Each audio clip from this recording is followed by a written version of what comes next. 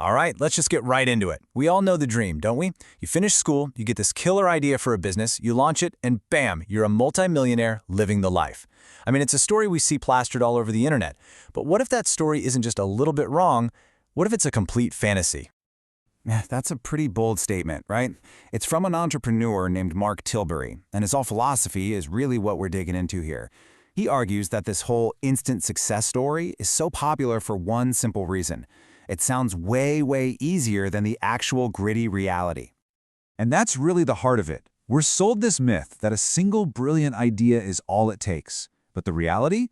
Real, long-lasting success has almost nothing to do with that first spark of genius.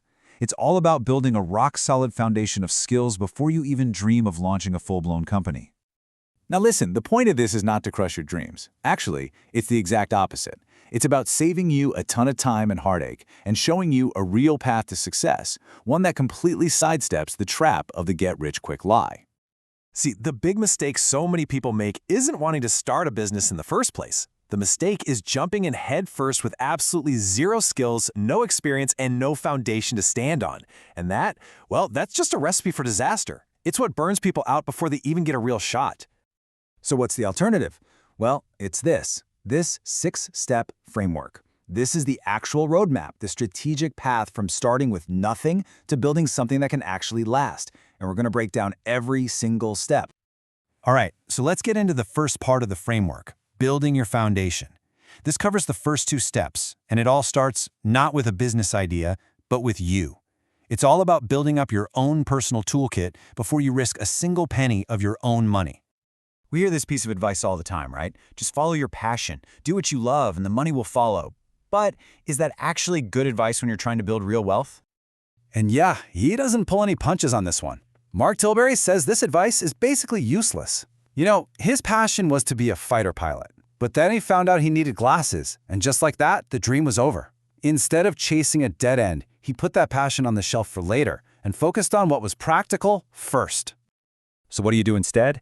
You find your natural talents. Be brutally honest with yourself. What are you actually good at? For Mark, he realized he was great with people. He had strong social and sales skills. Those became his money-making skills. The goal here is simple and practical. Focus on the skills that can solve your money problem first. Then you'll have the freedom to chase your passions. Okay, that brings us to step 2. You know, with this whole trend of quiet quitting, it's fashionable to do the absolute bare minimum at your job. But that is a massive missed opportunity. The mindset you need is this: work to learn, not just to earn. Every single job is like a classroom where they're literally paying you to learn. And look at this. This just lays it all out. As a carpenter, he learned about technical design and how to quote jobs. Working in a factory, he learned about manufacturing processes, a skill that became priceless later. And as a simple shop assistant, he learned sales, communication, and organization. These are the building blocks that his future businesses were made of. Okay, so you figured out your talents, and you're using your job as a classroom. Now we're moving into the next phase, your playbook. This is all about steps 3 and 4. It's where you start actively using your environment, building your network, and, just as importantly, learning from all the mistakes you see happening around you. And you've got to hear this story about building an image. He failed to qualify for a model helicopter competition, but instead of just going home defeated, he found a loophole to attend as a team coach. He strapped fireworks to his helicopter, and right after the official competition ended, he put on this insane firework display in the sky. He ended up all over the news. He made a bigger splash than the guys who actually won. By the time the next World Championships came around, everybody knew who he was. That's just pure creative hustle. This brings us to step 4. And honestly, this concept is just genius. Think about it. Your job isn't just a place to get paid. It's a front row seat to see what doesn't work in a real business. You are literally getting paid to do market research on your future competitors. So here's how it works in practice. Every time your boss is freaking out about a problem, that's a free lesson for you. You should be taking notes. For example, Mark saw that the model shop he worked at was in a terrible location and had really inexperienced staff. So guess what he did when he started his own chain of shops? He picked prime locations and trained his staff incredibly well. He basically used his old boss's weaknesses as his own personal playbook for success. And now we finally get to the part everyone's been waiting for, this side hustle. But look where we are. We're at step 5. We had to build that entire foundation first. This is where you start testing your ideas, but in a smart, low-risk way. This is where your theories finally meet reality. Seriously, how clever is this? A friend of his wanted to start an e-commerce store, but was terrified of buying a bunch of inventory that wouldn't sell. So he just listed a product for sale that he didn't even have yet. When the orders started pouring in, that was all the proof he needed. He immediately refunded everyone and then, with total confidence, went and bought the stock because he knew for a fact that it would sell. Zero risk, perfect validation. It's genius. And that whole risk-free test? That's a perfect real-world example of a huge concept from the startup world, the minimal viable product, or MVP.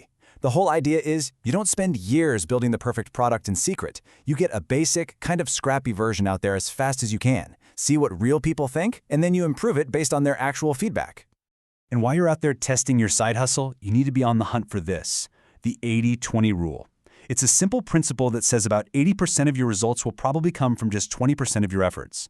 Your entire job during the side hustle phase is to figure out what that powerful 20% is, because that is the golden nugget you're going to build your real business on.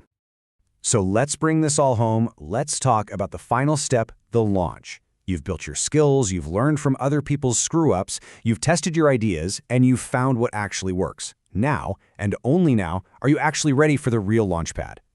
Which brings us all the way back to the beginning. That title, Want to be rich? Don't start a business. I know what you might be thinking. Was that whole thing just clickbait to get you to watch? Not at all. It's the entire message. It's your launch signal. Don't start a business until you've done the work, until you have the skills, until you've actually tested your idea and proven it works. It means don't start blind, because when you start blind, you are almost guaranteed to fail. And this is that final step. Step 6, launch.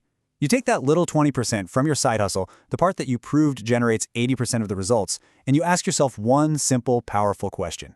How can I deliver this value on a much bigger scale to a lot more people? That is the beginning of a real, successful business. So instead of just chasing some vague dream without a plan, you've now built a solid foundation of skills, knowledge, and most importantly, proof. The path is so much clearer and your odds of success are just astronomically higher. So the only real question left for you is, what problem will you solve?